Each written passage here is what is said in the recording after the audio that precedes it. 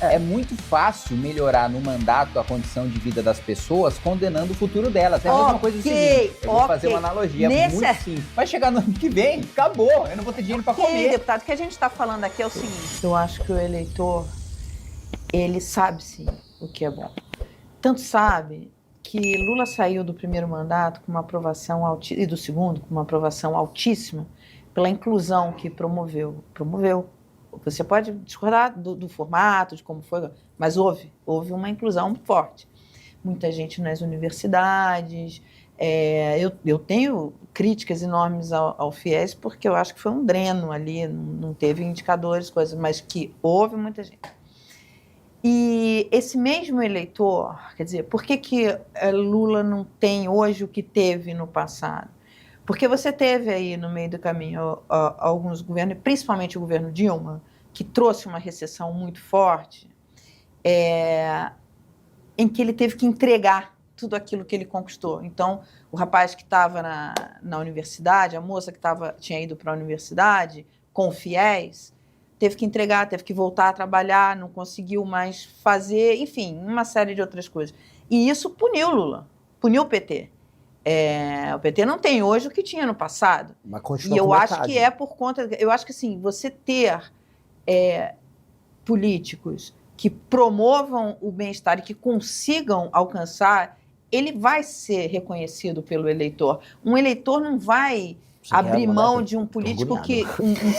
Um prefeito, um governador... A gente discorda de muita coisa. Um prefeito e um governador que lhe traga bem-estar, gente. Não, como é que vai? Primeiro ponto, Mara, olha só. O argumento que você trouxe para dizer que o eleitor sabe votar é de que o Lula saiu popular dos 2 primeiros mandatos pela porque inclusão. O governo dele incluiu. E aí eu vou discordar desse primeiro ponto. O governo Lula não incluiu. Tem um estudo muito bom que eu já vi apresentado pelo Marcos Lisboa, não foi ele que fez, mas ele difunde, que mostra que todos os países em desenvolvimento, todos os nossos pares tiveram uma queda brusca na miséria, né? Tiveram uma queda brusca na fome e tiveram um aumento de renda média. Só que, em comparação com os nossos pares, a queda na nossa miséria e na fome foi menor. Então, foi um fenômeno global da China crescendo 10% ao ano. Todos os países em desenvolvimento se beneficiaram disso. Por causa do governo Lula, a gente perdeu essa oportunidade de se transformar num país desenvolvido.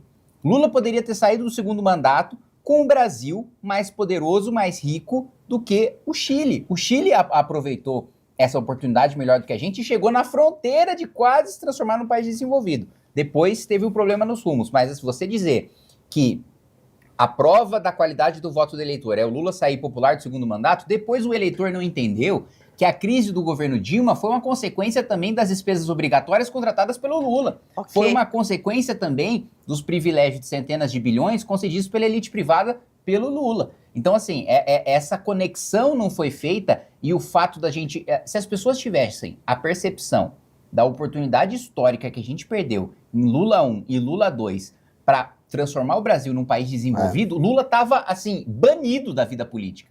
Okay. E as pessoas criaram uma vinculação paternalista delas com o Lula, de que o Lula as entregou, as outorgou, vamos dizer, esse pequeno ganho material que elas tiveram na vida dela, que acontecia de qualquer forma, e na verdade acontecia com intensidade maior se tivesse ganhado Serra do que o Lula em 2002.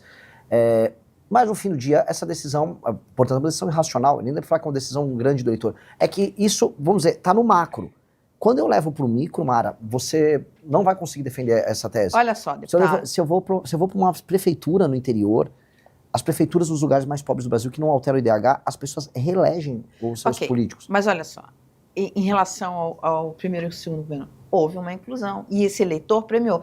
Eu concordo que você fez um raciocínio que eu, inclusive, já ouvi de alguns petistas que têm críticas sérias, porque é o seguinte, olha, isso foi baseado muito no consumo, no crédito e não em investimentos de Estado que se perpetuasse. Então, é uma discussão bem mais profunda. E eu concordo que tem que ter essa discussão, inclusive de projetos de longo prazo, projetos de Estado, que não entreguem no governo seguinte todas aquelas conquistas de inclusão que eles tiveram, que é uma análise bem mais profunda. Mas que o eleitor ele premiou o cara que melhorou a vida dele, premiou. e depois o eleitor puniu o mesmo cara que tirou aquele... Uma boa parte. O Lula não tem hoje o que tinha no passado. Não, mas o Lula nunca ganhou no primeiro turno. Tudo bem, mas ele não tinha a coisa que tinha no passado. A Dilma foi reeleita em 2014, com essa crise acontecendo, com Lava Jato acontecendo, com empresas fechando. E depois, quando o Haddad vai para a eleição seguinte com o PT preso, o Bolsonaro não ganha no primeiro turno. O Haddad pega o legado do Lula e faz mais de 40%, e se tivesse mais 2 semanas de campanha, o Haddad buscava o Bolsonaro. Isso palavras do próprio Bolsonaro.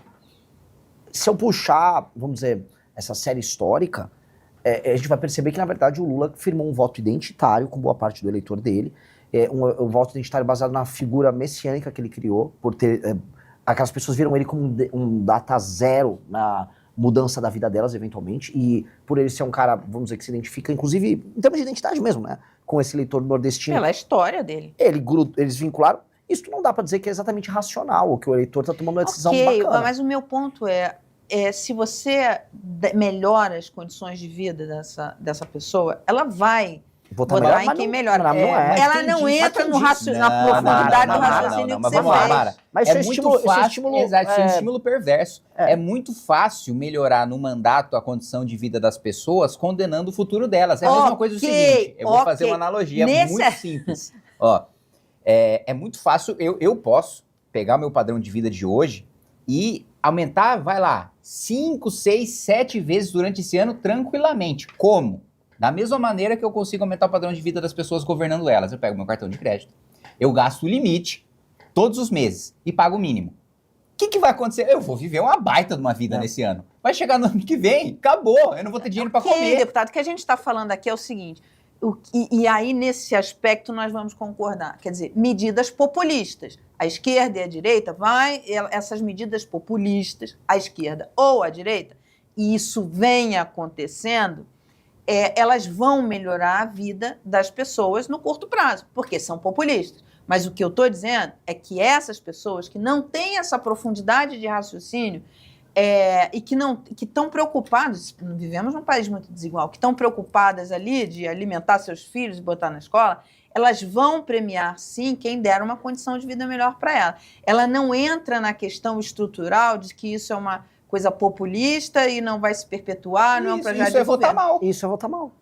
Ok.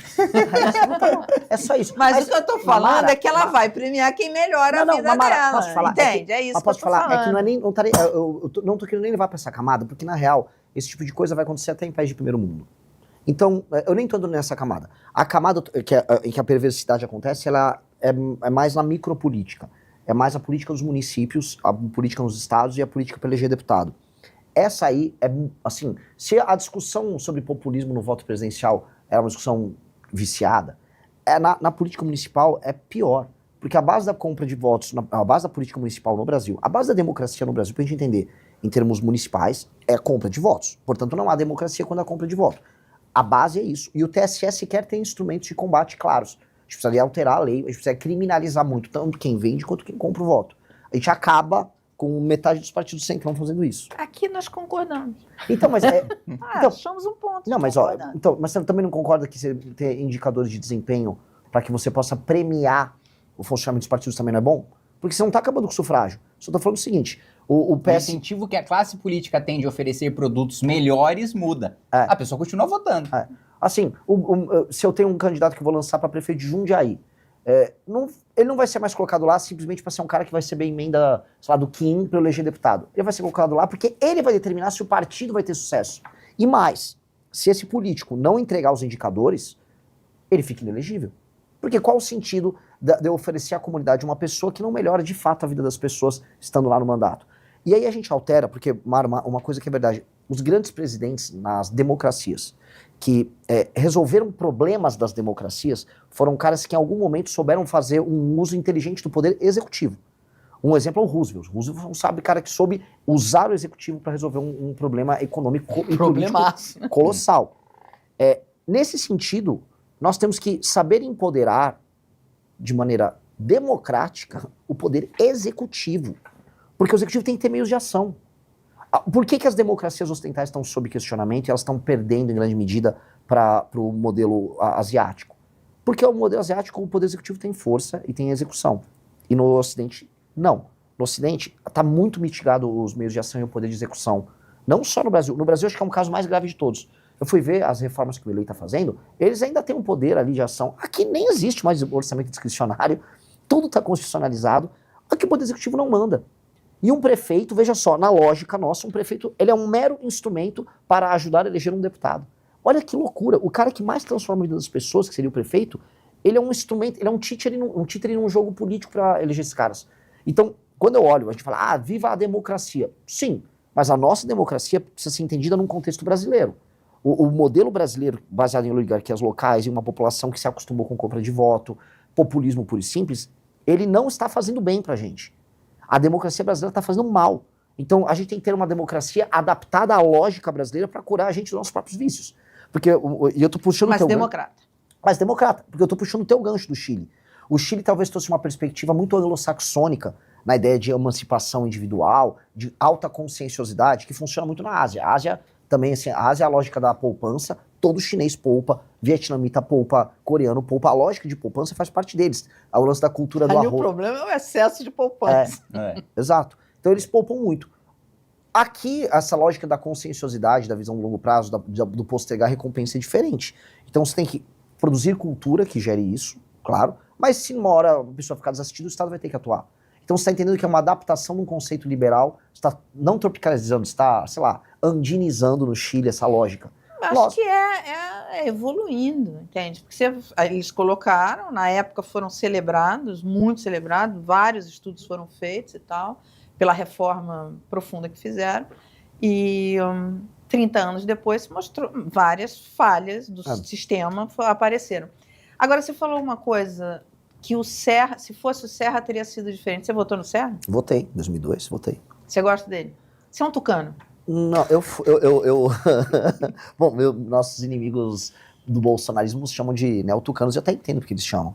Porque o PSDB um dia foi um partido formado por grandes quadros, quando ele surgiu. E nós, né, olha só o menino que eu tenho aqui, nós temos nossos grandes quadros aqui. Então foi bem progressista o que eu fiz aqui. Né? Enfim, mas